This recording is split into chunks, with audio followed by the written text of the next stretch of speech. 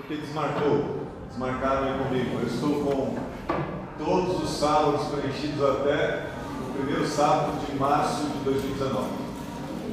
Mas é uma alegria estar aqui, porque aqui é a minha casa, eu me sinto feliz estando aqui. Aqui eu tenho um carinho de vir para uma igreja que faz parte da minha história, da minha criação, da minha formação. Da outra vez eu não tinha visto o Renatão aqui, ele está aqui, seu irmãozão meu. A gente já deu muito trabalho, né, Renato, para outras gerações aqui. Elas nos consertaram, né, essa geração. Mas é gostoso a gente vir aqui e ver amigos, né? Ver como Deus nos ajuda. Bom, irmãos, nós temos um grande problema. O problema é que nós vivemos num mundo que está vivendo as últimas horas. Se pudéssemos, assim, falar a respeito de profecia, nós certamente podíamos dizer que do pé da estátua nós somos a sujeira da unha da estátua. Nós estamos no finalzinho. Quando nós falamos de tempo do fim, há uma diferença de tempo do fim e fim do tempo do fim. Então nós estamos vivendo no fim do tempo do fim. E o problema é que nós somos amortecidos pelo meio que nós vivemos. Já não faz tanta diferença para nós, ou não faz tanto impacto no nosso coração, como faria se fôssemos transportados de 15 anos para os dias atuais. Ou seja, se há 15 anos nós fôssemos transportados para os dias atuais, você ia dizer que as coisas que estão acontecendo não é verdade. O problema é que a gente não sente tanto esses impactos, as mudanças, porque essa é uma das estratégias que Satanás tem de nos conservar de maneira assim, bastante, eu costumo dizer, com uma visão muito turva do que está acontecendo, porque a habilidade dele é exatamente essa, uma habilidade de fazer com que nos acomodemos nos dias em que estamos vivendo.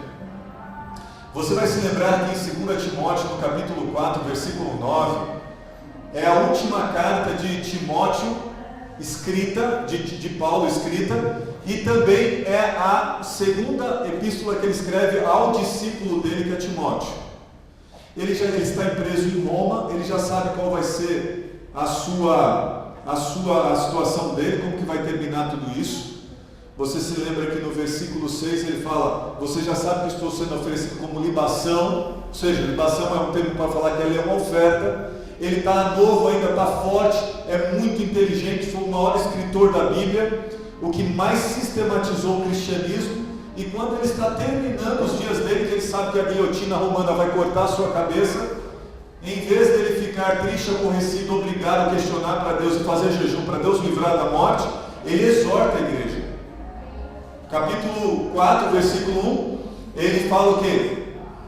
Conjuro-te perante Deus, os homens, através de Cristo Jesus, né? Que há de julgar vivos e mortos, etc. e tal. O que ele diz? Prega a palavra, insta, quer seja oportuno, quer não. Pois sobrevirão os tempos difíceis. Lembram disso? No versículo 6 ele diz que já está sendo oferecido como libação, ou seja, já sabe que vai ser morto. No versículo 9 ele diz assim: Timóteo, venha ter comigo depressa, porque Demas, tendo amado o presente século, foi para Tessalônica. Demas é o sujeito que foi um dos discípulos de Paulo. Agora imagina que você deve ter tido estudo bíblico com alguém aqui, se você não é nascido na fé adventista ou no cristianismo. Você imagina aquele que pregou a mensagem para você, um carinho por ele. Agora imagina você conhecer de Cristo por intermédio daquele que viu Cristo face a face, o próprio Paulo. O maior escritor bíblico, o homem mais erudito, né? O homem mais inteligente de uma perspectiva de conhecimento. E aí ele diz assim: ô Timóteo, vem ter comigo, nas últimas linhas, porque Demas amou o presente século e foi para Tessalônica. Ou seja, o Demas vivia no primeiro século da nossa era. O ano é por volta do ano 60 quando isso está acontecendo. E Demas amou o presente século. É um século que não tem internet, não tem banda larga, não tem smartphone, não tem novela, não tem BBB, não tem Fazenda, não tem Faustão, não tem essas músicas aí, essas porcarias que estão tocando, não tem nada. E Demas amou o presente século. Então você tem que se lembrar de um detalhe: o presente século é sempre o lugar e o momento Satanás tem para convencer as pessoas com aquilo que ele tem, o quanto é bom o presente século. Então eu gostaria que você entendesse que nós estamos vivendo o nosso presente século, o século 21. E não é fácil viver no século 21, porque Ellen White, no Grande Conflito, ela nos cita o seguinte, que Satanás ele aumentaria o seu poder de convencimento e ele trabalharia, não é, de maneira diligente, constante, e eu costumo dizer que ele não brinca de ser diabo. São 24 horas por dia, 7 dias da semana, 30 dias no mês, quando não é 31, 365 dias no ano, quando não é bissexto. Ele é Satanás o tempo todo.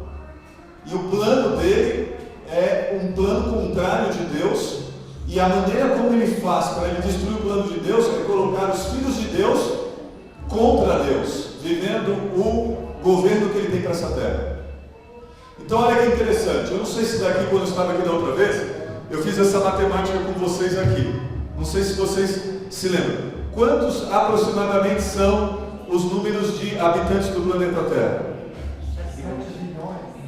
7,200 milhões de habitantes. Isso é isso aqui, ó. Exatamente isso daqui. Aproximadamente 7,2 bilhões. Se pegarmos 10% disso, 10%, nós estamos falando de quantos? Vamos lá, gente. Nós estamos falando de 700 milhões de seres humanos. O Brasil, ele tem cerca de 220 milhões de seres humanos.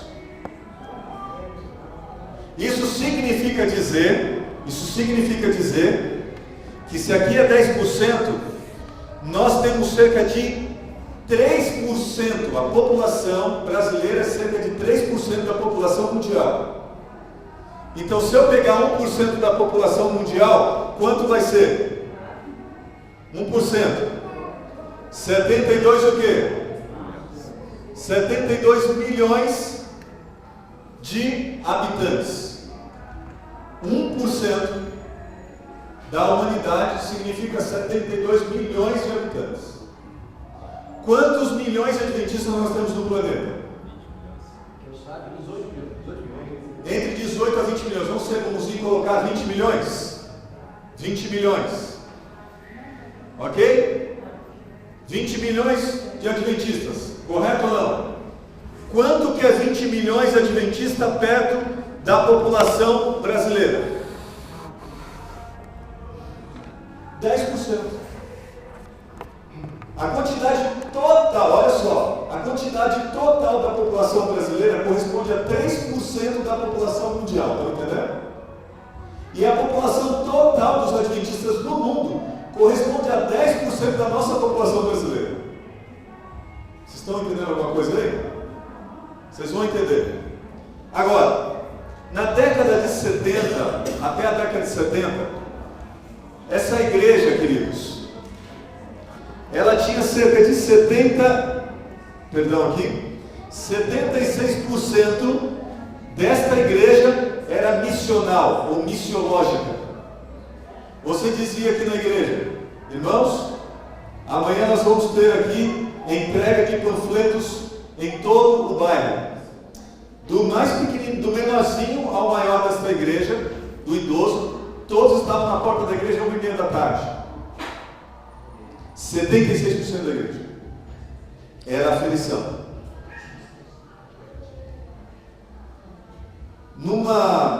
Em minha penúltima classe doutoral nos Estados Unidos, nós fizemos uma aferição. E hoje, no século 21, ou seja, dos 20 milhões de adventistas que tem no mundo, 6 a 9% dos adventistas estão trabalhando genuinamente para ver Jesus voltar. Depende da variante, depende do país. Países europeus, pode ser até menos do que 6%, porque nós estamos tirando a média do globo. Em países como o Brasil, a média do país como o Brasil, que tem uma das maiores populações adventistas do globo, em termos de quantidade de adventistas em um país, vivendo em um país, o Brasil é um dos maiores do mundo. Cerca de 9% dos adventistas que estão em solo brasileiro, que é cerca de 1,8 milhão de adventistas só no Brasil, só cerca de 6 a 9%, ou seja, cerca de 9% das pessoas estão atuando. Significa dizer que, se pegarmos o número de adventistas do mundo e aplicarmos 10%, que são os que estão trabalhando na igreja para ver Jesus voltar, nós estamos falando que nós temos quantos milhões de adventistas trabalhando? 2 milhões. 2 bilhões perto de 7,2 bilhões de seres humanos. Sabe o que significa percentualmente falando? Isso aqui, ó, 0,04%. Eu te pergunto, nós faremos e cumpriremos a missão que nos foi confiada com 0,04% de adventistas trabalhando no mundo? 0,04%. Isso é como se nós fôssemos uma poeira cósmica no meio da população do mundo. Então abre Mateus 24, versículo 14. Você conhece o texto de cor, mas vale a pena abrir. Qual é a pergunta dos discípulos? Em que verso está? Está verso 3. Qual é a pergunta dos discípulos para Jesus? Contexto aqui, igreja, ó, rapidinho. Contexto de Mateus 24. Jesus está se despedindo. É o sermão profético de Cristo, Mateus 24 e Mateus 25. E o que acontece no contexto? Os discípulos estão se gabando, olhando para o templo de Jerusalém que tinha sido reformado por Herodes. E o versículo diz assim: olha, Senhor, está vendo esse templo maravilhoso que nós temos? Batendo no peito, falando assim, coisa linda, né, Senhor? Aí Jesus joga uma balde de água fria, assim, na cabeça dele. Diz assim: uma coisa eu te digo, não ficará pedra sobre pedra que não seja o quê? Derribada. Aí eles ficaram preocupados. Aí a pergunta deles agora não é uma vanglória, agora assim, Senhor, que sinal haverá o quê? Da consumação do século, da sua vida, etc. Aí o versículo 14 responde. O que responde o versículo 14? Será pregado este evangelho em todo o mundo para testemunho de todas as nações, e então virá o fim. Quem que vai pregar? O texto fala quem que vai pregar. É uma figura oculta. Você gosta de bater no peito dizendo que nós vamos pregar? Se Deus dependesse de 0,04% para ele voltar, não voltaria nunca. E será pregado, não diz, e os adventistas pregarão, os católicos, ou os que nós chamamos quem for. E que evangelho que vai ser pregado? Qual é esse? E esse evangelho do reino será pregado. Vamos lá para Apocalipse 14, versículo 6. As 3 mensagens dos 3 anjos de Apocalipse. Vamos lá. A primeira mensagem, Apocalipse 14, 6. Qual que é a primeira mensagem? Qual que é a primeira mensagem? Não. Como começa ela? E vi outro anjo voando pelo quê? Pelo meio do céu.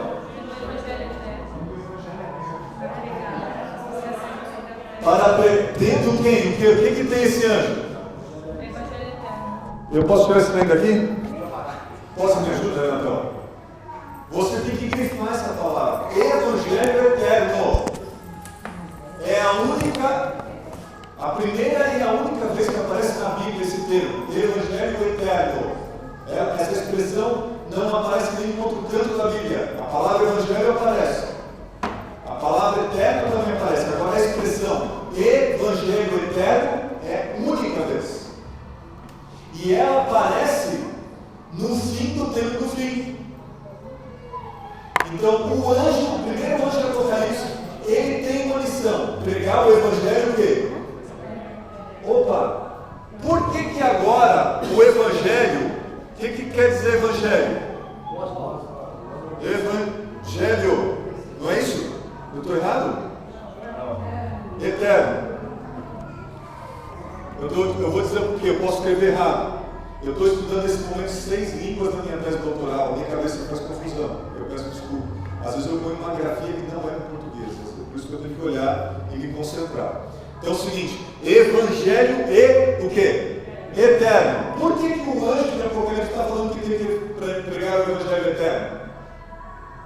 Porque Cristo veio anunciar o evangelho, que é o evangelho eterno, e em 2000 anos, Satanás corrompeu o evangelho que é eterno, e os evangelhos que estão sendo pregados ali agora, não é mais o evangelho que Cristo deixou. Mas o anjo de Apocalipse tem que pregar o evangelho eterno novamente. Então, primeiro, quando se fala, é um erro se dizer que quando todo mundo está pregando o evangelho, é uma mentira. O evangelho eterno é um só, o que Cristo deixou. O evangelho do retetê, do cacacai, do rola, do ri, do pula, do sacode, do que fala isso, fala aquilo, isso não é o evangelho eterno. Esse é o protestantismo apostatado. É por isso que o anjo, o primeiro anjo, a primeira voz que prega do evangelho eterno, é o evangelho que tem que ver com o evangelho que Cristo deixou, que em 2000 anos Satanás fez tudo e desmantelou esse evangelho. Estão entendendo? Agora, como é que esse anjo tem que pregar esse evangelho eterno? Vamos lá. Como é que ele vai pregar? Dizendo em alta, em algumas versões, no meio da revista atualizada, diz assim, é como grande. Então não vai ser um negocinho pequenininho. Como que esse anjo vai pregar, irmãos? Como que esse anjo vai pregar o evangelho eterno? Tímidozinho? Acanhadinho? Como que ele vai pregar? Com grande voz. Agora a pergunta é: quem é o anjo? Ou quem são os anjos de Apocalipse 14? Quem são? Somos nós. Você está certa, 100%. Só que se nós somos do anjo de Apocalipse, capítulo 14, verso 6 e em diante, tem um problema. Eu pergunto, esta igreja, ela está pregando com grande voz? Outra grande pergunta que tem que ser feita e respondida hoje à tarde. Esta igreja está pregando o evangelho eterno? Cri, né? Sabe por quê, irmãos? Porque Satanás levaria essa igreja quase a cair totalmente. E se ela não fosse o método e o meio, o instrumento de Deus para ferir a última batalha contra Satanás, ela explicaria. Mas muitos vão rir e muitas igrejas nossas vão quebrar.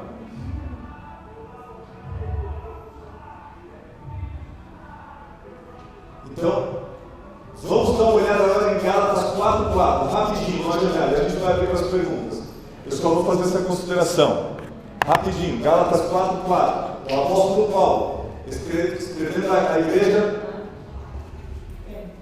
na Galácia. Vamos lá, o que diz aí Paulo? Vindo, porém, a plenitude dos tempos,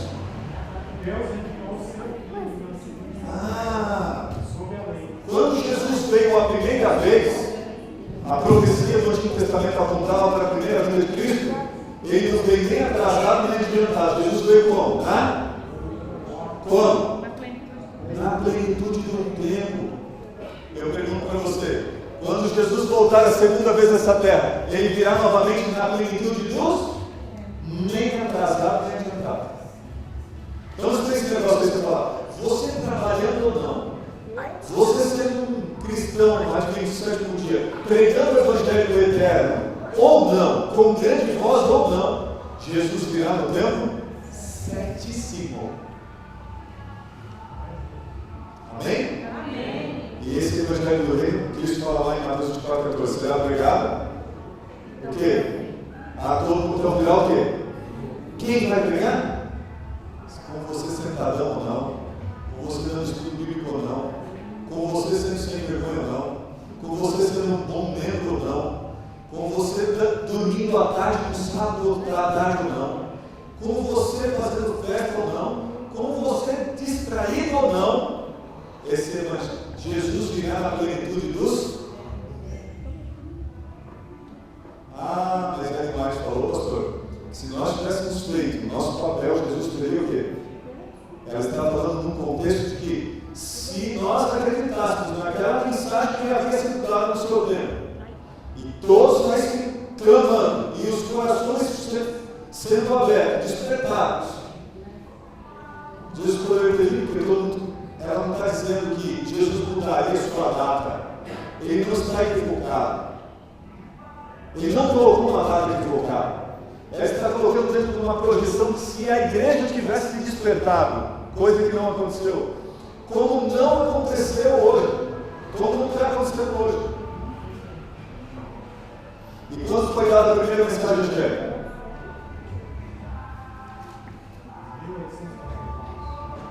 A primeira. Essa é a terceira, pois você está perto. 1831. Quando foi dada a segunda? Entre o verão e o outono de 1843. E finalmente a terceira, 22 de 1844. E desde lá, 1831, da primeira mensagem que foi aberta, até o fechamento da porta da graça, os anjos de Apocalipse, que são pessoas que vivem o Evangelho eterno, devem pregar.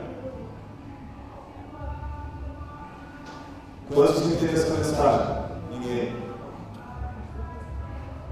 E até mesmo entre os adventistas, uma raminha de gente que está estudando o negócio.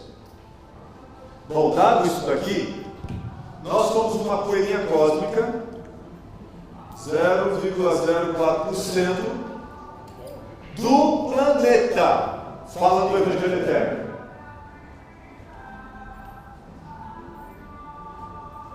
E aí fica com você. O que você quer fazer nesse negócio? Você é um anjo do Apocalipse? Mas todo mundo entende essa mensagem. Não entende porque provavelmente você não está estudando. Pastor, eu não tenho toda a compreensão disso. Os livros de a Bíblia estão abertos para isso. Então, isso aqui é para a gente discutir um pouquinho, só para provocar vocês um pouquinho aí. Vamos lá as perguntas, senão não vai dar tempo, né? Já estourou aí, já são 5 e nós estamos até 5h30, não é? 5h40. É isso? Eu não sei, me deram um horário aqui. Vocês vêm aí. Vamos lá. Já começamos mais tarde, né? Começamos por praticamente 4h30, né? Na verdade, antes da gente entrar para as perguntas, você ficou devendo uma resposta para o Luiz a última vez, e eu vi que você lembrou disso e falou que ia responder para ele. Né? Então eu vou deixar primeiro você responder para ele. E a gente acabou não fazendo. Ah, não? Luiz, eu li nos 4 evangelhos, a narrativa está nos 4 evangelhos. Só em Mateus fala dessa ressurreição especial que aconteceu. Só Mateus. Todos os 4 evangelhos narram a morte de Cristo, mas essa partícula só Mateus.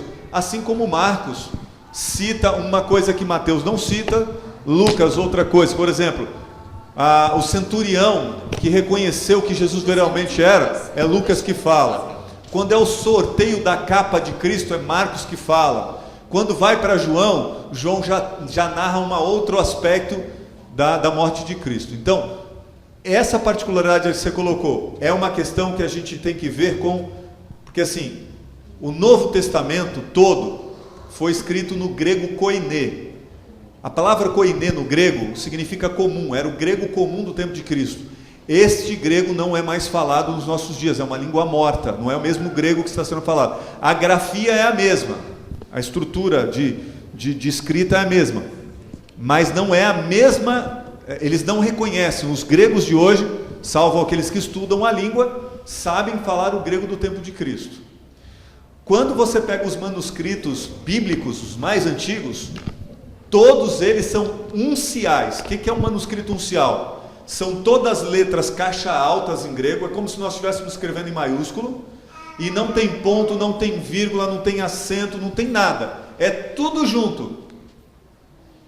Então, quando o tradutor traz para a nossa língua, quando nós temos que trazer do grego original para a língua portuguesa, a tradução, nós temos que passar por uma coisa que nós chamamos de transliteração. A transliteração é o latim. A língua latina é a nossa língua é originária do latim. Então, o português, o espanhol, o italiano e outras línguas que nós temos, o inglês deriva do latim. Já o grego não deriva do latim. Então nós temos que fazer o que chamamos de transliteração. O que é transliteração?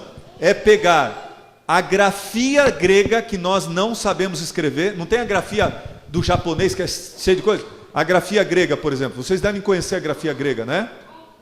Conhecem a grafia grega? Como é que funciona?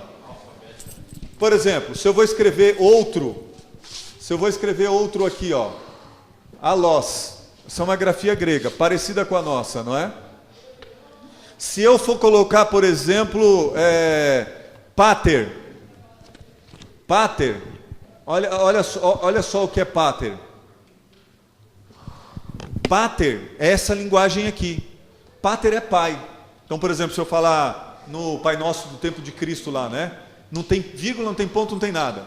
Pater rimon roistois uranóis. Hagiasteto onomassu. Teto rebasileia su. Geneteto totelemassu. Eu não estou falando línguas estranhas. Eu estou falando línguas estranhas, mas de outro povo, viu? Então, estou falando o Pai Nosso que Cristo falou. Tá? Teto rebasileia su. Geneteto totelemassu. Quando eu estou falando essa língua, ela tem uma grafia diferente, como eu estou mostrando aqui. Para eu traduzir para o português, eu tenho que passar para a grafia do português. Como que é o A nosso aqui? O nosso A é assim, não é? Como que é o L? Não é assim? E assim vai, não é verdade? Ou assim, como você quiser, no minúsculo. Já o L daqui é diferente. Olha o P daqui, ó, pater. O nosso é assim, ó como é o dele. Olha o tete deles aqui, que é o T. O nosso é assim, olha como é o deles. Tipo uma bola com um negócio no meio. Eu tenho que transformar aquela grafia para cá. Bom, por que eu estou explicando esse negócio técnico que é chato? Para entender o seguinte, quando eu faço a tradução, eu tenho que entender, agora, dentro da minha capacidade do português, o que está dentro da estrutura do texto. Então eu parei para ler, porque aquele dia, de verdade, eu não li o texto. Estava aqui e já estava respondendo várias coisas. Então abra o texto novamente, aí em Mateus, e vamos dar uma lida. Quem pode me dar uma Bíblia? A minha ficou lá em casa. Eu preciso da Almeida Revista Atualizada. Você abre para mim? Mateus, capítulo 27. É 27, não é, Luiz? Dá uma ajuda aí para mim.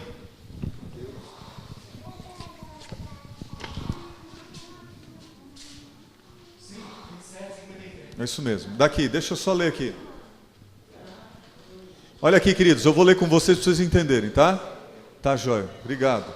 Eu estou ceguinho, né? O problema é esse. Lembramos disso, né? Como que é o número aí do negócio? 57, não é? Oi? É maior? Ajuda. Tá, joia. Obrigado. O 57, não é? Vamos ler aqui, irmãos. Ele fez uma pergunta, olha lá, que pergunta que dá. Aqui. Caindo à tarde? Não é 57. Como? 53. Isso mesmo. E sai, olha só, um pouquinho mais antes, né? Vamos aqui, vamos no 46. Por volta da hora nona. Qual que era a volta da hora nona? Meio-dia? Não. Olha só. A sexta hora foi o horário que Jesus foi para o Gólgata. A sexta hora é 12 horas. A nona hora são as 15 horas para nós. O que era às 15 horas? O que acontecia às 15 horas? Não, no dia da expiação, uma vez por ano, às 15 horas acontecia o quê? A expiação do pecado, o sacrifício. O diário também, mas no dia da expiação, era o sacrifício para eliminar todos os pecados do ano todinho. Lembra disso? Então, às 15 horas foi o horário que Jesus morreu. Então vamos lá, queridos. Deixa eu entrar aqui. Então aqui clamou Jesus em alta voz, dizendo: Eli, Eli, lama sabachthani, o que quer dizer: Deus meu, por que me desamparaste? E alguns dos que ali estavam ouvindo isso diziam: ele chama por Elias, etc. E logo um deles correu a buscar uma esponja e, tendo-a embebido de um vinagre e colocando na ponta de um caniço, deu-lhe a beber. Os outros, porém, diziam: deixa, vejamos se Elias vem salvá-lo. Jesus, clamando outra vez com grande voz, entregou o Espírito. Eis que o véu do santuário se rasgou em duas partes, de alto a baixo, tremeu a terra e fenderam-se as rochas. Abriram-se os sepulcros e muitos corpos de santos que dormiam. O que aconteceu? Então, no momento em que Cristo morre às 15 horas, tremor, noite densa, não é o sol, não era um eclipse solar, gente, é negridão total. Tiveram que acender as tochas. Os sepulcros abriram e o que acontece? Ressuscitaram, no momento em que Cristo morre, ressuscitam as pessoas. Um grupo especial de pessoas. E aqui diz assim: e saindo dos sepulcros, depois da ressurreição de Jesus, entraram na cidade santa e apareceram a muitos. Então o problema aqui é uma questão de coesão lexical. Eu vou dizer o que está acontecendo. Depois que eles ressuscitam, Jesus morre, ok? Começa ao sábado, logo depois, algumas horas depois, Jesus é sepultado. Mas depois que Jesus ressuscita, e Ellen White fala isso no Desejar Todas as Nações, é que não bastava Jesus morrer, ele precisava ressuscitar. A morte de Cristo não é a culminância do plano da salvação, e nem a ressurreição, mas a ressurreição era a garantia de que haveria chances e oportunidades para cada um de nós. Então, o texto está dizendo assim, ó, a compreensão textual é essa, tanto no original quanto no português. Ressuscitaram quando Jesus morreu, às 15 horas, por volta das 15 horas daquela sexta-feira à tarde. Entra o sábado, eles estão vivos, mas só depois de Cristo ressuscitar no domingo, é que eles saem testemunhando a vitória de Cristo. Essa é a narrativa do texto. Não há outra interpretação para esse texto. É como, por exemplo, o diálogo de Cristo na cruz com o ladrão, com os dois ladrões. Um disse assim: se tu és Cristo, desce aí, salva o Senhor, salva nós mesmos, tal, e vai dar tudo certo, todo mundo vai acreditar. O Senhor vai resolver o seu problema e o nosso. O outro disse assim: por que você está molestando esse daí? Esse daí, ele não tem culpa, ele está aí, mas ele não tem culpa. Nós temos culpa de estar aqui. Aí ele se volta para Jesus, e o que ele pede para Jesus? O que o ladrão pede para Jesus? Lembre-se de mim quando estiver no reino dos céus. Olha só, que lindo esse negócio. Até esse pequenininho sabe aqui, rapaz. E qual que é a resposta de Jesus? Te digo hoje mesmo. Quando for para o céu, você estará comigo. Olha aí. Ele está certo, ele é a criança. Veja só, qual que é a resposta de Cristo? Em verdade te digo. Hoje mesmo. É isso mesmo? Percebe? No original não tem vírgula nem ponto. A dissertação de mestrado, a primeira dissertação de mestrado do pastor Rodrigo Silva, ele fez dentro de uma pastor Rodrigo Silva, vocês sabem, né? Que é do programa Evidência na televisão, etc e tal. Ele defendeu no meio de uma universidade católica, e ele pegou os manuscritos e ele observou que, com o passar do tempo, a Igreja Católica Apostólica Romana, na tradução do texto, jogou a vírgula propositalmente fora do lugar. Então, quando a gente lê hoje, a gente lê como? Na Bíblia, no texto. Como que a gente lê? Na promessa de Cristo para o ladrão. E, na verdade te digo, hoje estarás comigo no paraíso. Mas aí, quando se descobriu lá a mudança, dentro dos manuscritos antigos, se observou que a vírgula, dentro daquilo que era a linguagem daqueles que viviam no tempo de Cristo, é simples.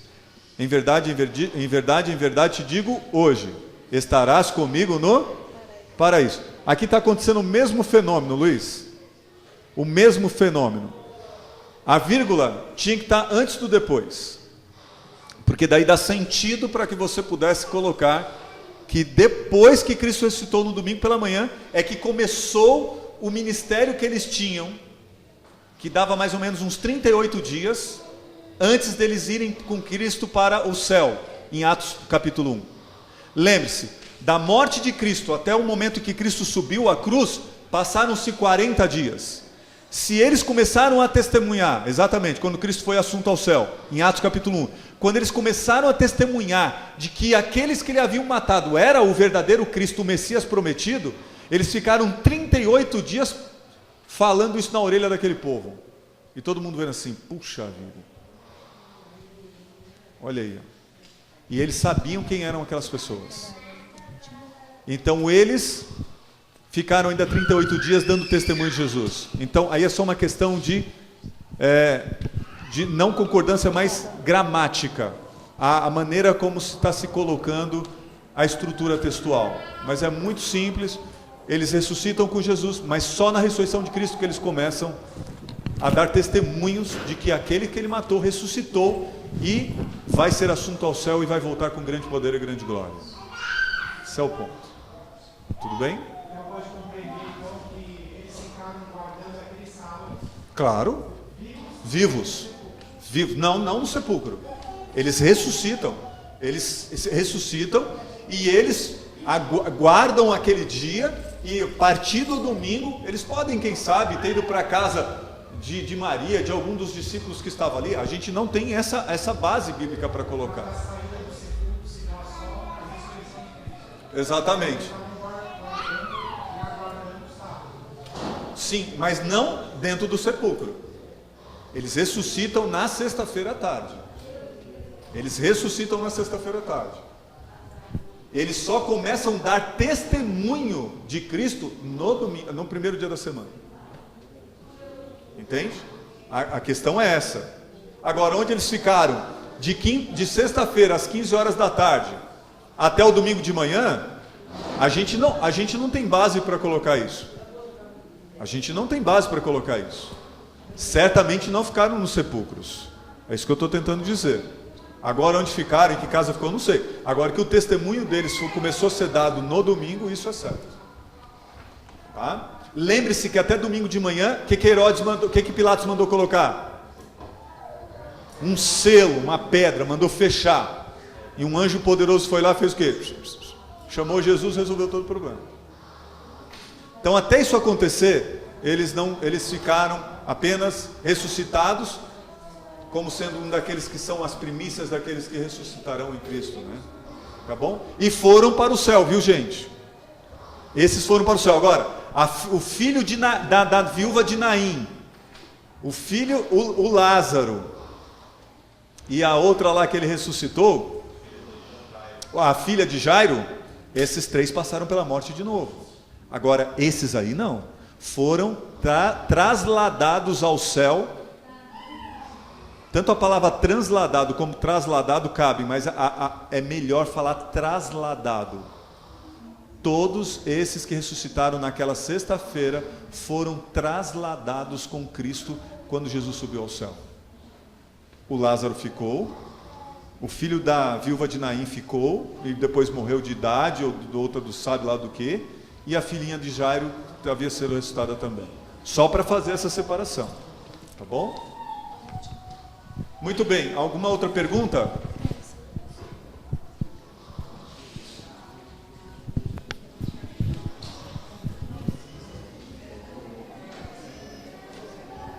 Obrigado pela Miltinho, Oi.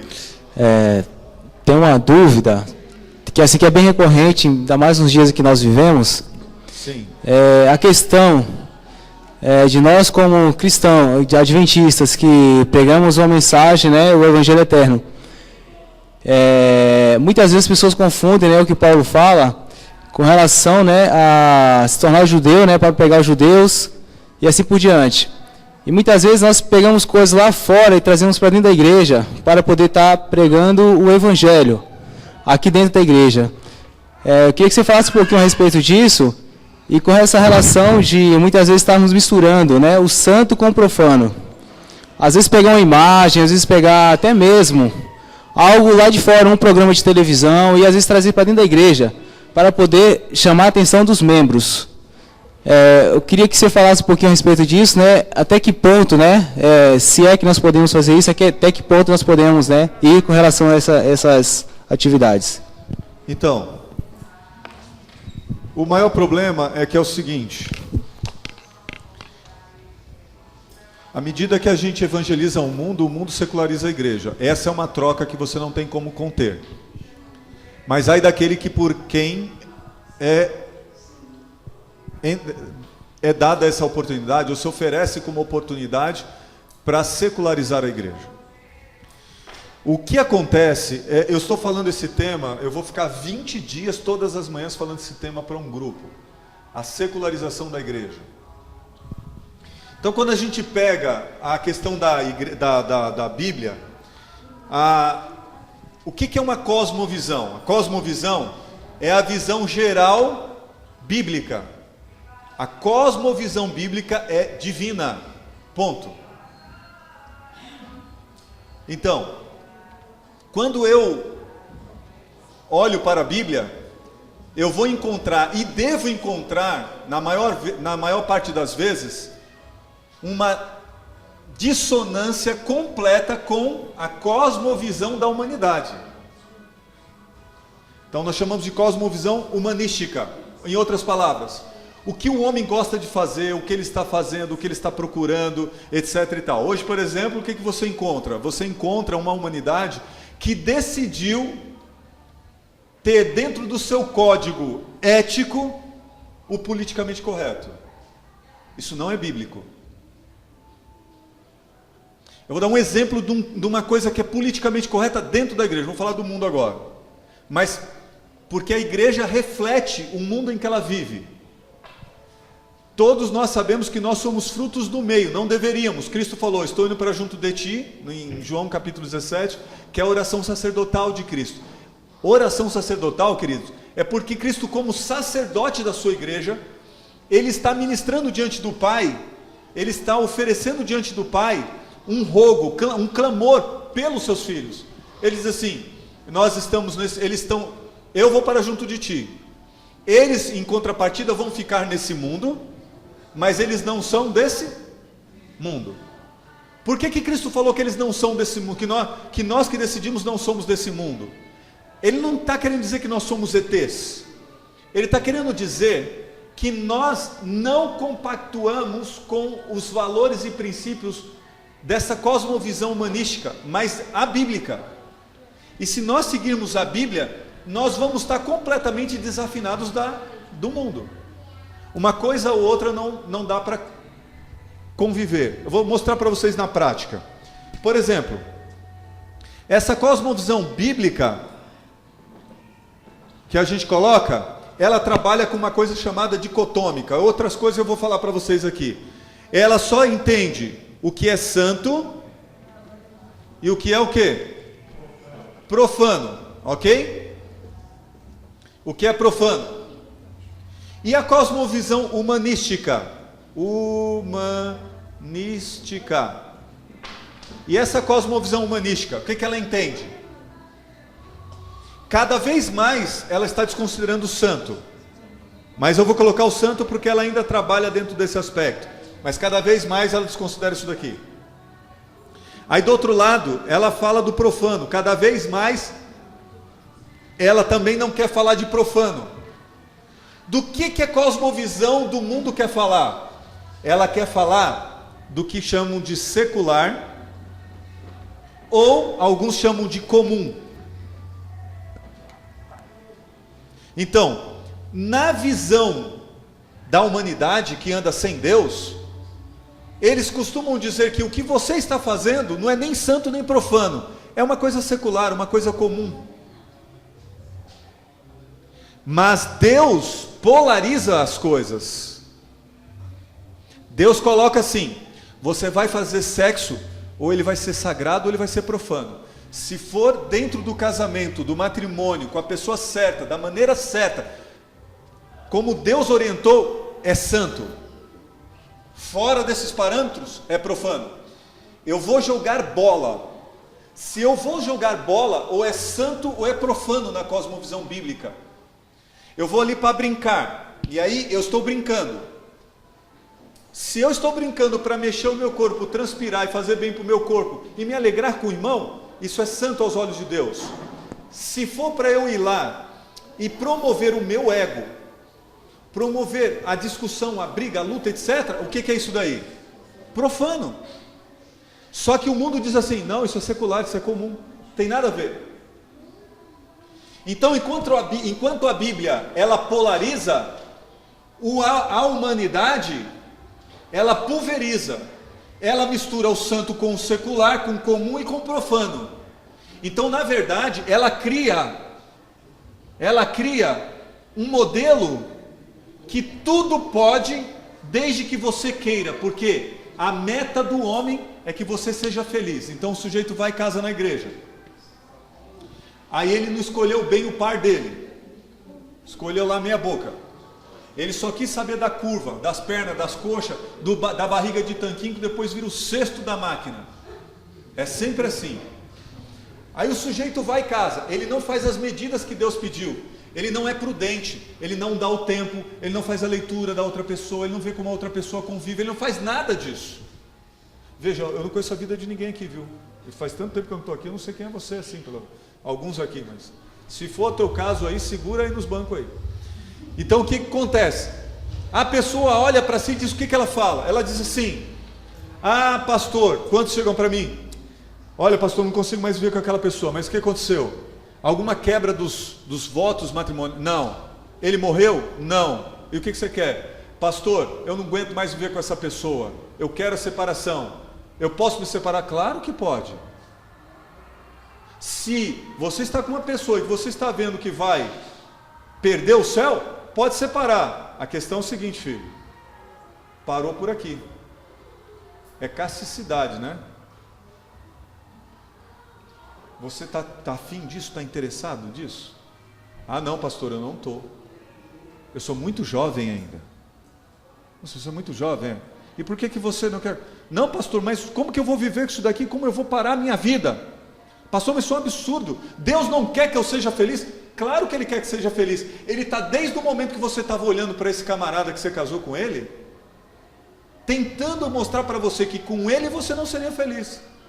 E quebrando os votos como você quebrou, quebrando todas as etapas que você quebrou, não seria feliz. E agora que você quebrou, você quer resolver da maneira que o mundo quer resolver, não da maneira como eu quero resolver. Então veja, na visão humanística, tudo pode, o santo, o profano, o comum, o secular, está tudo no mesmo bojo. O importante é que você seja feliz. E é por isso que você vê gente casando aqui, descasando ali, vindo para cá, casa com padre, agora é com pastor, agora é na evangélica, ora na católica, ora na umbanda. Por quê? Porque dentro dessa cosmovisão, eles só estão querendo promover uma coisa. O diabo colocou no coração assim, você vai ser feliz. Você quer ver uma outra coisa do politicamente correto dentro da igreja? Você vê que uma pessoa está vivendo em plena luz do pecado, você sabe. Aí você diz assim, eu não vou me meter com isso não. Além de falar isso, você vai e conta do que está sabendo. Não usa o Mateus 18, que nós falamos da última vez que tivemos aqui, lembra? Que você tem que ir até o irmão que está pecando e tudo mais. Falamos de Ezequiel 33, lembra de tudo isso? Nós falamos o que é pecado e o que poderia ocorrer. Mas a pessoa, além de não fazer isso, conta para outra. Ela conta para outra, mas para essa não conta. E o que acontece? Quando você vai saber, toda a igreja sabe, mas a pessoa que está vivendo o pecado nunca foi exortada. E não foi exortada porque tem o quê? Uma conveniência, uma conivência, melhor colocando. Eu não vou entrar nisso daí porque eu não quero problema para o meu lado. Você, aos olhos de Deus, está cometendo um pecado, você é coparticipante do pecado dessa pessoa. E o politicamente correto fala o quê? Não, eu vou cuidar da minha vida, cada um cuide da sua vida. Só que dentro da Bíblia isso não existe. Então vamos agora para a Bíblia mostrar, por exemplo, em 1 Coríntios, no capítulo 7, você conhece o texto é muito claro, mas vamos fazer uma associação aqui, e depois eu vou pedir aqui para o meu amigo colocar um PowerPointzinho que eu trouxe aqui, e a gente pode falar alguma coisa. Não sei nem onde deixei o passador, mas daqui, né? Tá ligado já? O passadorzinho? 1 Coríntios no capítulo 6, versículo 14 em diante. Olha como é clara a palavra de Deus. Novo Testamento, para o pessoal não dizer que isso aqui é do Antigo. Não vos ponhais em julgo desigual. Capítulo 6 de 2 Coríntios, versículo 14. Vamos lá. Aqui rapidinho. Não vos ponhais em julgo desigual com os incrédulos. O que é julgo desigual? Na Bíblia. É você começar uma família como? Com uma pessoa incrédula. Quantos dentro da igreja não são incrédulos? Pastor, é mesmo? Tem gente escolhendo gente para casar dentro da igreja, que é melhor ficar solteiro, até o Senhor arrumar alguém para você, ou você colocar, porque ele é tão incrédulo ou mais do que alguém do mundo. Tome cuidado com isso. Não é porque está dentro da igreja que essa pessoa é digna da sua confiança e de você entregar a sua vida inteira ao lado dela. E aqui está dizendo, não vos ponhais em julgo desigual. Julgo desigual aqui tem que ver você casar com uma pessoa que não crê em Cristo Jesus. Porquanto, que sociedade pode haver entre a justiça e a iniquidade? Ou que comunhão da luz com as trevas? Que harmonia entre Cristo e o maligno? Ou que união do crente com o incrédulo? Se você fizer uma sociedade com uma pessoa também que não professa o que você professa, também é um julgo desigual. Então tem gente que só traz isso para o casamento, para o namoro, para o noivado. Mas se você fizer uma sociedade com um incrédulo, você está pecando contra Deus. Aquele dinheiro, aqueles recursos não serão abençoados por Deus. Nunca será. Então assim, vamos adiante. O texto diz assim, que harmonia entre Cristo e o maligno, ou que união do crente com o crédulo? 16, que ligação há entre o santuário de Deus e os ídolos? Porque nós somos santuários do Deus vivente. Como ele próprio disse, habitarei e andarei entre eles, serei como o seu Deus, e eles serão o meu povo. Pois retirai-vos do meio deles, separai-vos, diz o Senhor. Deus está dizendo para vocês ser separatistas. Ah, pastor, isso aí não é politicamente correto não. Não é não, pastor. Isso aí também é demais. Eu ser exclusivo. O que Cristo está tentando dizer é o seguinte, vá onde tem que ir para resgatar o pecador, mas não ao custo de assimilar o que ele faz, praticar o que ele pratica, ou trazer de lá o que ele faz para o seu meio. Jamais, não a esse custo. Vou dar um exemplo para você. Eu vou colocar aqui, vou dar alguns textos aqui. Entrou aí? Eu gostei desse negócio aqui, eu peguei, não tem o autor aqui. A igreja de Laodiceia estava passando por um esfriamento espiritual. E Jesus não mandou ela contratar um cantor gospel, chamar um pregador de renome, fazer uma noite de louvorzão profético e nem uma campanha de avivamento. A palavra de ordem de Jesus que ele deu foi qual? Arrependa-se. Claro assim.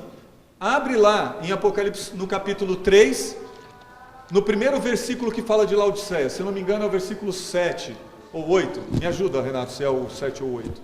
Não estou me recordando. Capítulo 3 de Apocalipse. Qual que é? 8. Como que está escrito aí? Conheço as tuas obras, eis que tenho... Certo, começa no 7. O 7 começa, não é? Dentro da perícope? Começa no 7.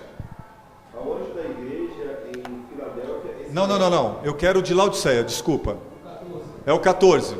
Perdão. Pode ler, Flávio. Ao anjo da igreja de Laodiceia... Peraí. Ao anjo que? Da igreja em Laodiceia. Qual é a preposição na língua portuguesa aí? De ou em?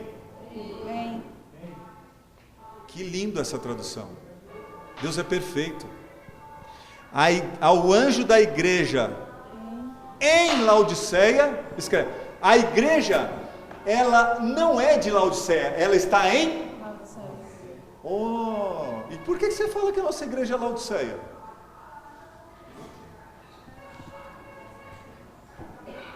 Nossa igreja está contaminada pelas práticas de Laodiceia, mas a nossa igreja está em Laodiceia. Em Laodiceia significa dizer que nós estamos numa cidade, nós estamos num período da história do cristianismo que eram mesmo assim, sabe, de facilidade, todo mundo vivendo os prazeres da carne, da alegria, etc, euforia e tal. Sincretismo, o que é sincretismo? Tudo pode, aqui o profano fala isso, a cosmovisão humanística. Tudo pode, meu amigo, vamos curtir, aí dentro da igreja tudo pode.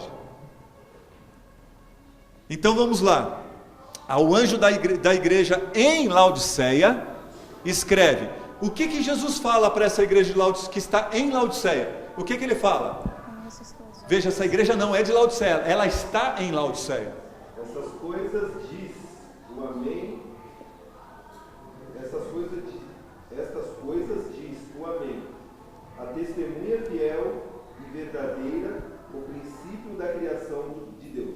que ele diz? Fala.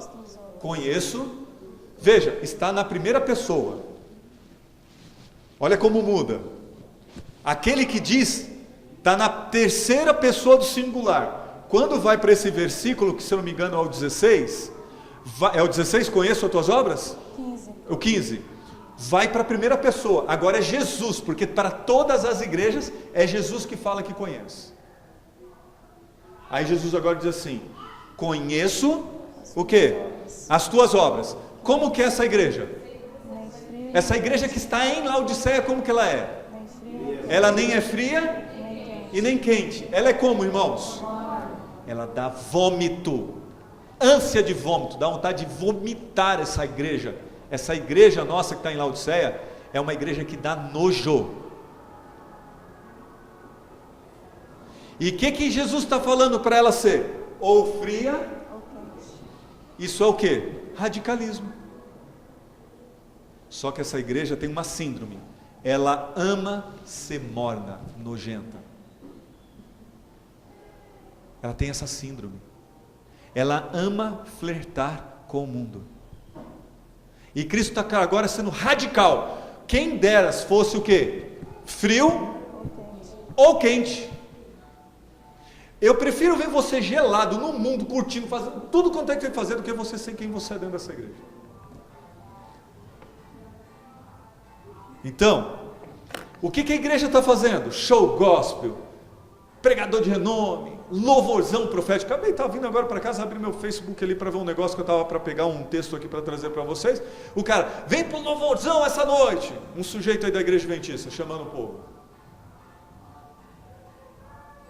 Qual é a diferença do louvorzão dentro da igreja e essa batida que vocês estão tendo aí fora? Eu digo para você, para Cristo é melhor quem está nessa batida aí fora do que quem está nos louvorzão dentro da igreja morno. 1000 vezes. E não sou eu que estou dizendo, você acabou de ler. Agora, vem comigo aqui, eu vou mostrar para vocês uma outra coisa. Ó, não devemos adular o mundo nem pedir perdão por ter que dizer a verdade. Devemos desprezar toda dissimulação. O que é dissimulação? Parece mais? Não é. Parece o crentão. Já viu? Jesus é brother. Já viu isso ou não?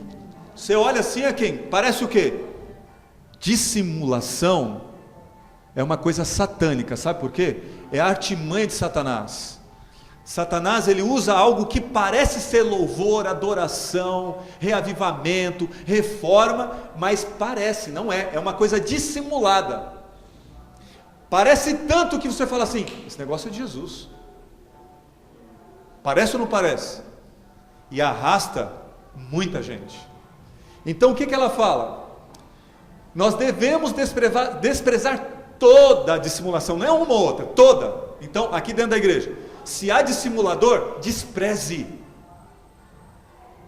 Não deve assumir púlpito, não deve cantar, não deve liderar, não deve fazer nada. Isto é bíblico. Vamos lá um pouquinho mais. Arvorai a vossa bandeira para pelejar pela causa dos homens e dos anjos. Entenda-se que os adventistas do sétimo dia não devem fazer o quê? Não devem. Você é ancião, você é líder, você é co-pastor dessa igreja, você é um irmão experiente nessa igreja, não faça acordo. Isso é inspiração, irmãos. Sou eu que estou dizendo não. Em vossas opiniões e fé, não deve haver a menor aparência de quê, queridos? O mundo tem direito a saber o que espera, o quê? O que esperar do quê? De nós. O mundo tem que saber que você é o anjo do Apocalipse com o Evangelho Eterno. Se você não é, tire quem não é, isole-o. Se você não fizer, Deus vai cobrar de você. E aí eu vou falar para você, se você conhece essas pessoas ou não, também pouco me importa, porque elas colocaram na rede social é para serviço. Se você conhece, se você não conhece, se você é primo, irmão ou tio, aí é um problema seu. Ó, isso aqui o que foi? Você está vendo isso daqui, ó? Ali estão os tal dos super-heróis, não estão? Isso aqui era um sábado à tarde, eu não tinha sido convidado para essa igreja, A minha filha falou, pai, nós iremos cantar num sábado à tarde numa dessa igreja. Vou falar qual a igreja aqui. Isso não é falta de ética, não. Porque é a igreja que eu sou pastor credenciado, então eu posso falar dela. Nós falamos das outras igrejas aí fora e achamos que podemos abrir a boca para falar, mas quando fala da gente, aí a gente fica cheio de dedo. Não, é a Igreja Adventista de Santo Amaro. Um culto que deveria ser um culto jovem. O que está acontecendo? Lá na frente tinha uma turma lá e estava cantando, e aí uma outra pessoa que ia falar a mensagem. Eu falei, aí quando terminou, só para vocês terem noção, eu falei, vocês não vão falar não, quem vai falar sou eu sou pastor aqui. Tem algum pastor presente da igreja? Não, não tem. Tem algum pastor credenciado visitando a igreja? Não, não tem. Então eu sou pastor credenciado. Quem vai falar, por favor, sente. Estavam fazendo o showzinho deles, o louvorzão. Batuque daqui, coisa dali, gente vestida assim, vestido daquele jeito, o louvorzão. E no banco da igreja, tinha uma família toda de adventista, curtindo o louvorzão, e adivinha o que os filhos deles tinham dentro da coisa? A coleção dos seus o quê? Super-heróis. Eu pergunto, o problema está com essa criança? O problema está com essa criança? Não. O problema está com quem? O que você tem que fazer com esses pais? E chamar o pecado pelo nome. Aí eu pedi para a menina que estava fotografando, que era fotógrafa oficial lá, falei, filha, pega o meu celular, faz essa foto. Eu pergunto, uma pessoa está no templo de Deus, no dia santo de Deus, se dizendo ser adventista do sétimo dia, e o que está colocando na mão dos filhos? Eu fui chamado para uma festa eles me chamam aí, esses ricão me chamam para ir para suas festas, para abençoar as festas deles. Quando a pessoa não tem luz, eu vou até lá. Vocês não sabem como quebrantar o coração. A presença de um pastor orando, eles choram, eles clamam. Eles falam assim, foi o aniversário mais lindo que nós já tivemos. Aí vem um adventista me chamar. Aí veio um ricão que era fazendeiro, não sei das quantas. O pastor queria muito que o senhor fosse. Meu filho gosta muito do senhor, nós gostamos muito do senhor, gostaria muito que o senhor fosse. E eu cheguei, logo quando cheguei, já tinha um sonzão alto assim, sabe? Mas ele estava alegando que era a família, que a família era muito rica e tal, tinha levado. Estava em beira da piscina da casa deles, lá atrás da casa dele, uma casa muito suntuosa, muito linda, muito grande. E eu entrei e já fiquei lá assim. Quando eu vi o paredão atrás do filho, além das coisas que tinha como decoração, era o Batman sentado num trono e estava escrito assim, alta resolução, aquela foto do encarte de um dos filmes deles, dizendo assim, Cavaleiro das Trevas. Eu cheguei para o casal e disse assim, esperei todo mundo, estou lá de terno e gravata, eu sou um ET no meio da festa. Vocês me perdoem que eu estou de jeans aqui, irmão, aconteceu um acidente, eu tive que colocar esse negócio, que era um que eu tinha lá. Mas não é como eu gosto de vir. Mas deixa eu falar uma coisa para vocês. Eu cheguei e peguei o microfone que estava naquela festa e disse assim, eu não posso trazer bênção a essa festa, enquanto vocês têm maldição aqui. Coca-Cola para todo lado, refrigerante de tudo quanto é, cerveja sem álcool, a família que queria com álcool tinha com álcool, que não era adventista. Vou falar uma coisa para vocês, irmãos. Hoje eu não vou às festas dos meus irmãos, salvo quando é fora do sábado, quando não tem bebida e quando não tem o que eles gostam que tem.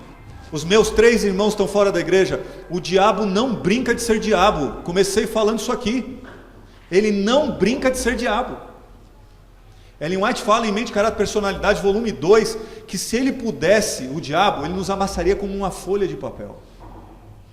Tamanha a ira dele para aqueles que professam ser guardadores do sábado e das leis de Deus. E eu disse àqueles pais, falei assim, olha, lamento, não vou poder orar. Não posso nem dizer a vocês que Deus abençoe vocês. Entrei no meu carro e vim embora.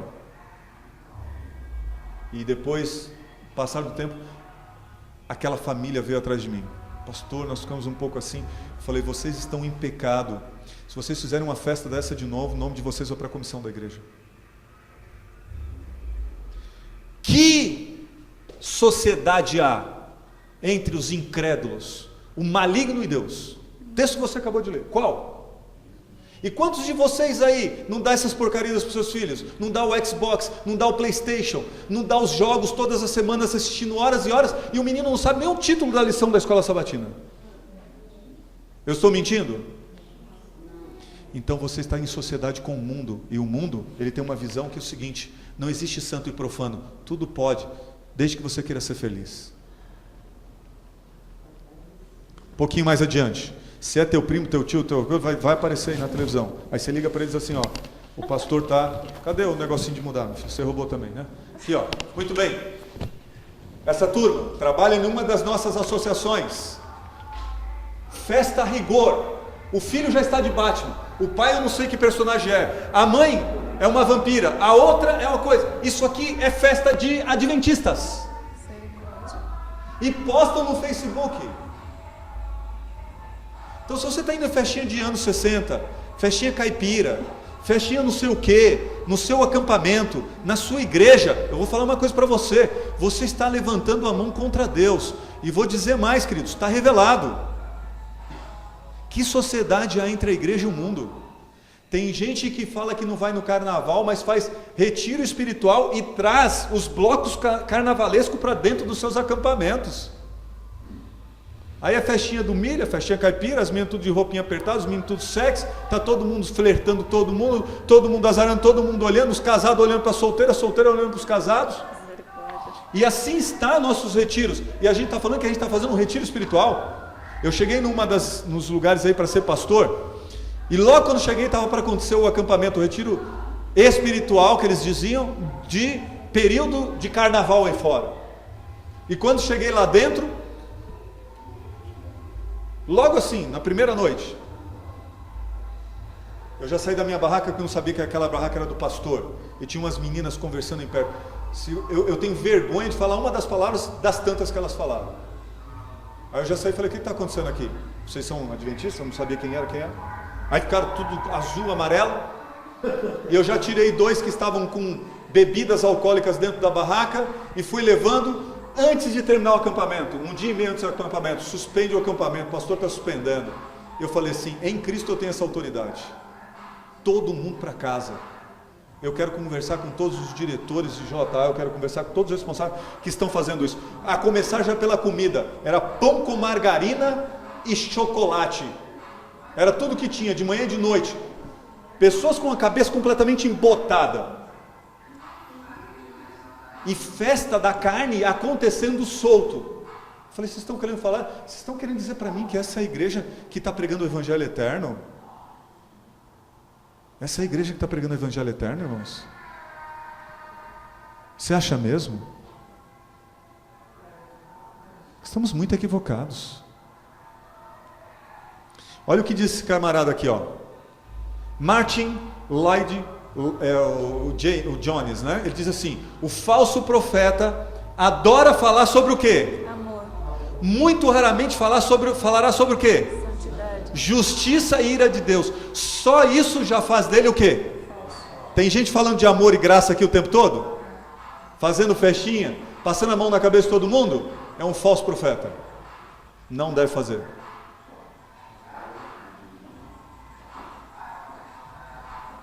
Bom, eu não sei, nem sei que pergunta vocês fizeram mais agora também. Vocês já deixaram bravo aí, né? Acende as luzes, por favor, irmãos, que eu acho que terminou o tempo aí. Não é? Tem mais pergunta? Tem umas 15, como que a gente faz? É problema, né, irmãos? Eu vou fazer o seguinte... Faz mais uma? Eu vou deixar só o William fazer, porque o último ele ia fazer e não deu tempo. Tá bom. Aí é aquele assunto, mas hoje não vai ser possível. Vamos lá. Tinha que fazer todo sábado. Pode perguntar. Só uma pergunta, eu já li um pouco, mas às vezes não fica bem claro, né? Tem muitos detalhes assim. É só a simples parábola do rico e Lázaro, né? E a visão pentecostal que eles têm também sobre semelhante purgatório, essas coisas todas. Eu vou responder para você assim. Eu acho, William, que vai ser mais fácil, porque para eu explicar a parábola do rico e do Lázaro, eu tenho que ler e mostrar o contexto para vocês. Primeiro, parábola, eu só vou traçar essa coisa. Com parábola não se faz uma doutrina ou uma crença. Pergunto para vocês: quantas doutrinas e quantas crenças tem na igreja adventista? 28 o quê? Doutrinas ou crenças? Doutrinas ou crenças? Os dois? Doutrina e crença é a mesma coisa? Você tem internet aí, filhão? Pega o sumário do Nisto Cremos aí e põe na tela pra gente, se você conseguir. Ó, o Nisto Cremos, que é a nossa estrutura doutrinária, ela tem 6 doutrinas e 28 crenças.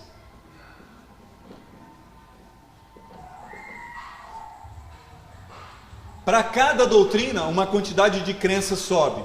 Na doutrina nós não mexemos jamais. É imutável. Nas crenças nós podemos mexer.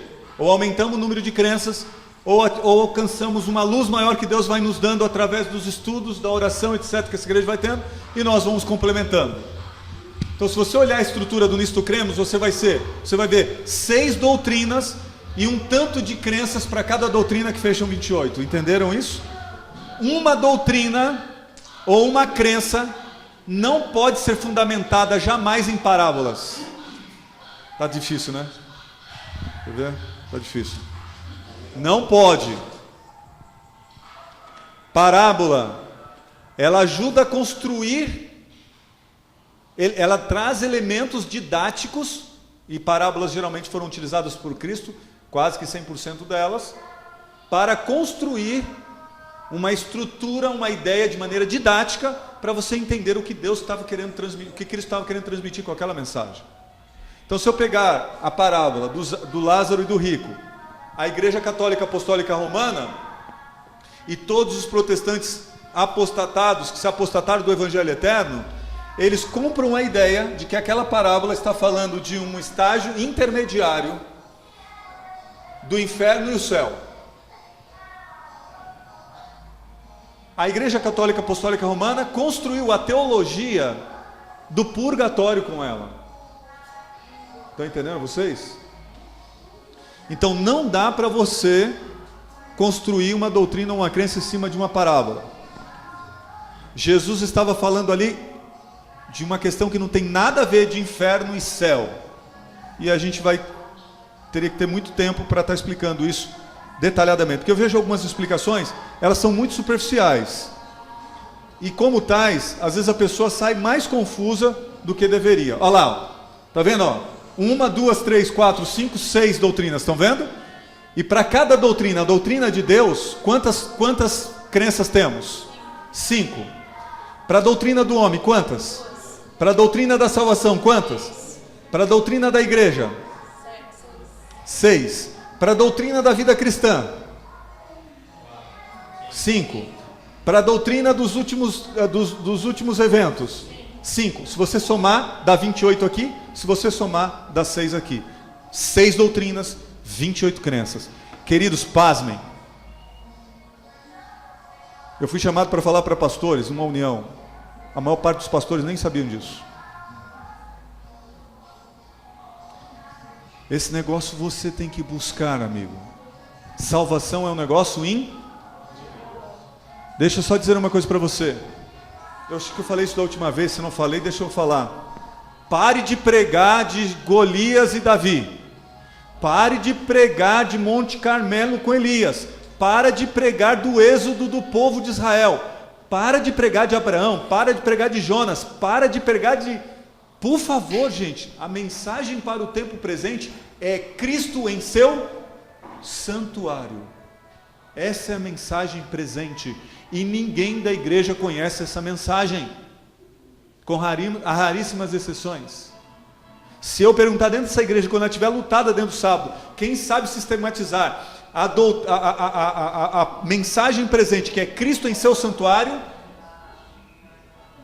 e eu vou te dizer uma coisa, queridos. A tese do pastor Tim, Alberto Tim, fica claro que todas as doutrinas e crenças que nós temos gravita em torno do santuário. Todas orbitam em torno do santuário. E essa igreja não está pregando disso. Não sabe, não conhece. Por isso que talvez, William, eu estou abrindo mão de explicar. Se você chegar no YouTube, vai explicar muito bem direitinho ali o pastor o professor lendo quadros, outros mais. É muito simples, vai lá e coloca, Lázaro não sei o quê.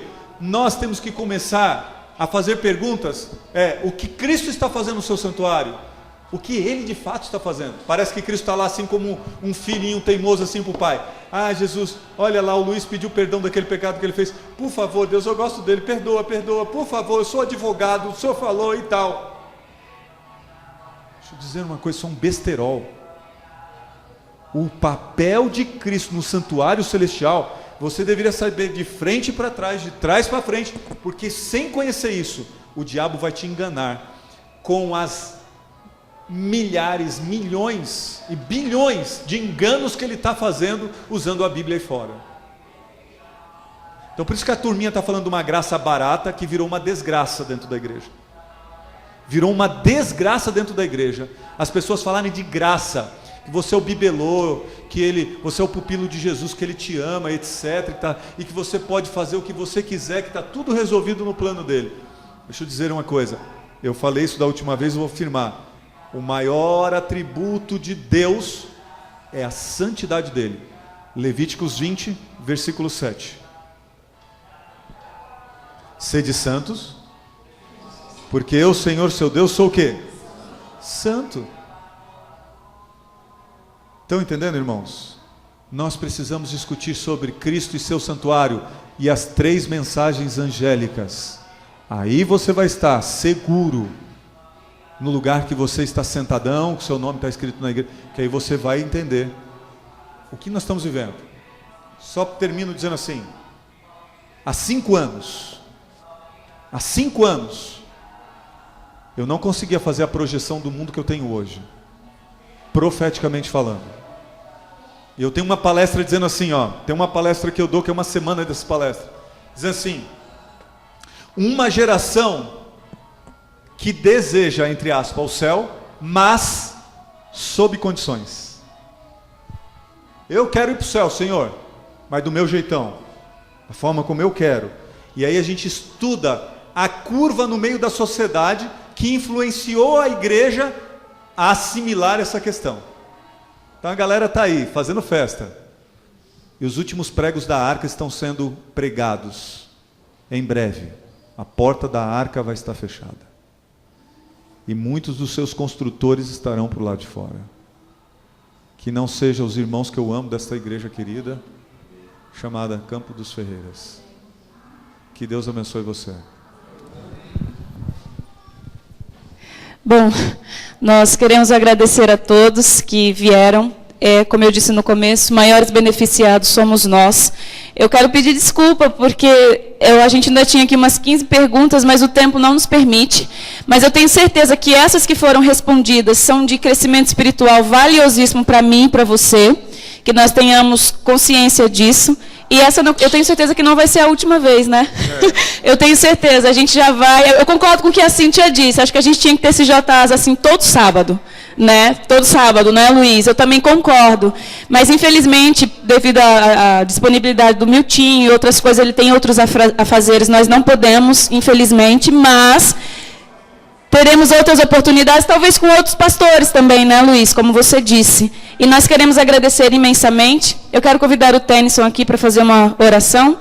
Ou o Miltinho mesmo faz, Tennyson? Pode ser? O Renato está aqui. Pode ser também.